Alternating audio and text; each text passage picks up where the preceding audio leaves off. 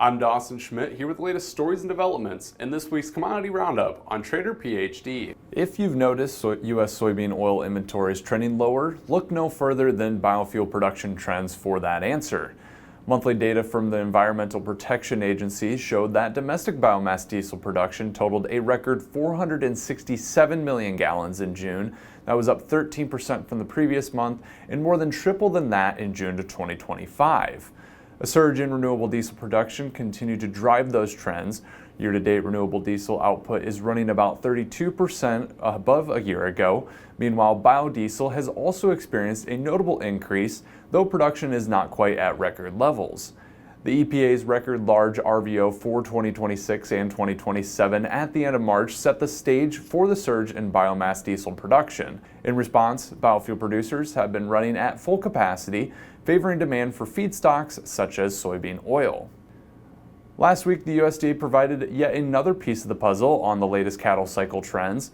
According to its biannual cattle report, the number of cattle and calves in the U.S. totaled 94.2 million head as of July 1st, just above 94 million head seen at the same time last year.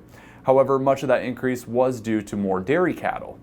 The number of beef cows fell by nearly 1% from a year ago, while dairy cow numbers rose by about 2%.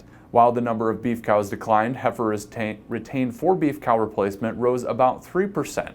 Still, that didn't stop the total calf crop from falling compared to a year ago. The first snapshot for 2026 showed that the calf crop totaled 32.5 million head, down 1.5% from a year ago.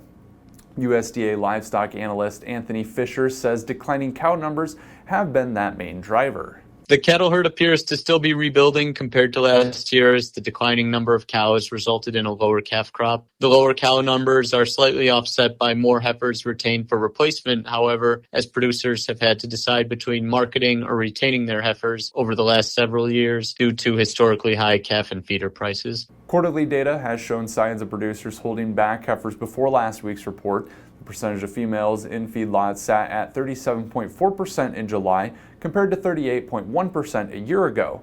Despite declining feeder cattle numbers, Fisher explains that lower marketings have led to higher feedlot inventories. Despite the lower placements due to tight supplies of cattle outside feedlots, the even slower pace of marketings of animals has actually increased the number of cattle on feed compared to this time in 2025. So this tells us that feedlots continue to keep animals on feed for longer in order to manage the tight supplies of cattle. U.S. pork exports showed improvement recently, supported by encouraging market developments in Mexico and Japan. Last week now, Mexico has officially removed all import restrictions related to pseudorabies for U.S. pork. PRV was found in 5 Iowan boars in April, and Mexico did restrict pork products following the detection.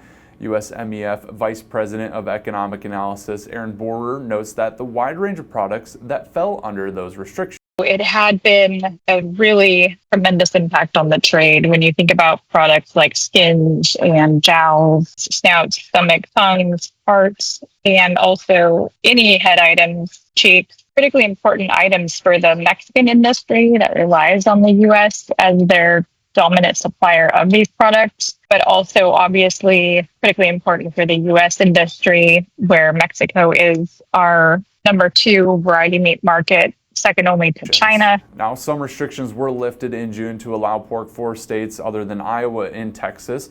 However, as Iowa is the leading hog producer state, remaining restrictions were costly. An estimated $6 to $7 million was being lost each week due to decreased exports. Across the Pacific, exports of U.S. pork showed signs of rebounding. Shipments to Japan have increased almost 20% in 2026. The U.S. has exported more than 160,000 metric tons of pork to Japan, valued at $614 million through May of this year. The U.S. Meat Export Federation cited increased use of U.S. pork loin and pork butt used in markets like ramen noodle chains and bento box companies. Thanks for watching. I'm Dawson Schmidt, and this has been Trader PhD.